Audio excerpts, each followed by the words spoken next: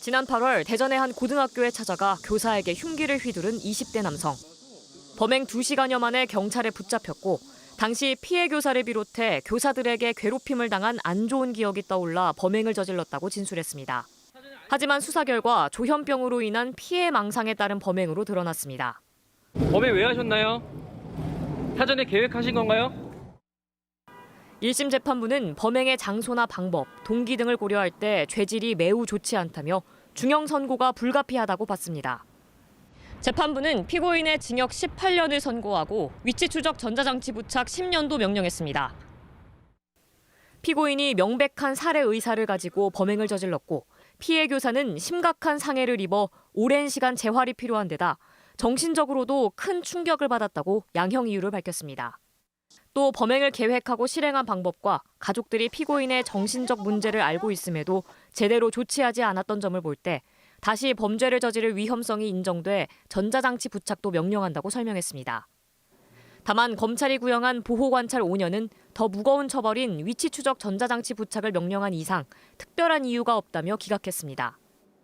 실제 이 남성은 지난 2021년부터 조현병과 우울증 진단을 받고 입원 치료를 권유받았지만 치료받지 않은 것으로 확인됐습니다. 전문가들은 조현병 환자를 잠재적 범죄자로 보는 시선은 옳지 않다면서도 적극적인 치료 등 적절한 관리를 당부합니다. 초기에 적극적으로 치료하게 되면 요새는 약물들이나 이런 것들이 많이 좋아져서 좋은 결과를 얻을 수 있어서 검찰은 항소 여부를 검토하고 있습니다. MBC 뉴스 박선진입니다. 지난 8월 교사 피습 사건이 발생했던 고등학교를 다시 찾았습니다. 사건 이후 학교 건물 일부에 잠금 장치를 설치했습니다. 하지만 당시 사건 현장인 2층 교무실과 가까운 1층 출입문은 여전히 누구나 드나들 수 있습니다. 그 문은 배움터 지킴이 선생님이 늘상 보고 있는 문이기 때문에 출입에 편리를 위해서 설치를 하지 않았습니다. 교사 피습 사건 직후 대전시 교육청은 긴급 예산을 편성해 신청한 188개 학교에 출입 통제 장치 설치비를 지원했습니다. 외부인을 행정실 안에서 확인하고 나가면 자동으로 잠기는 장치를 설치해 출입 통제를 강화하겠다는 것이었습니다. 하지만 현재까지 설치를 마치고 결과 보고서까지 제출한 곳은 단 2곳뿐인 것으로 확인됐습니다.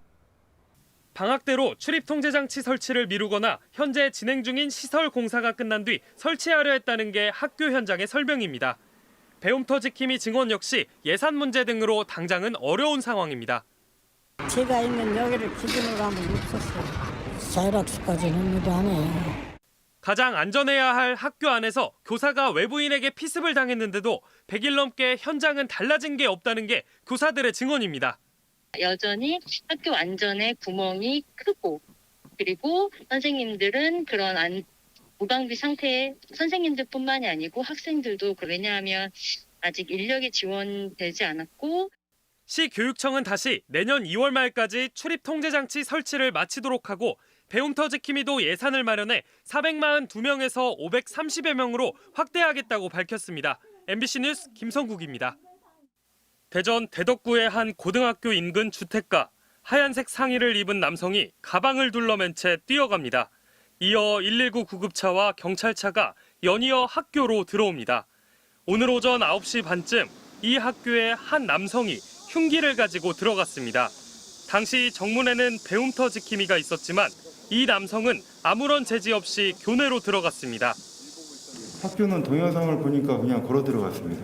피의자가 학교로 진입할 때 별도의 제지는 없었던 걸로 알고 있습니다. 이어 교무실에서 한 교사를 찾았고 수업 중이라는 말을 듣고 복도에서 기다렸습니다. 그리고 수업을 마치고 교무실로 돌아온 교사에게 흉기를 휘둘렀습니다. 당시 교무실에는 교직원 9명이 있었습니다. 용의자는 범행 직후 학교 밖으로 달아났으며 인근 주민들과 주변 학교 학부모들에게는 외부에 나가지 않도록 주의해달라는 방송과 긴급 알림 메시지 등이 전달됐습니다. 아파트에도 방송을 해주더라고요. 사고가 났으니까 밖에 일절 나가시지 말라고. 피해 교사는 병원으로 이송돼 응급수술을 받았지만 위중한 상태로 알려졌습니다. 경찰은 범행 2시간 만에 7km 떨어진 인근 도로에서 이 남성을 붙잡았습니다. 범행 왜 하셨나요?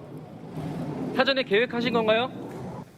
20대인 이 남성은 경찰에서 피해 교사와 사제지간이라고 말했지만 범행을 벌인 학교 출신은 아닌 것으로 확인됐습니다. MBC 뉴스 김성국입니다.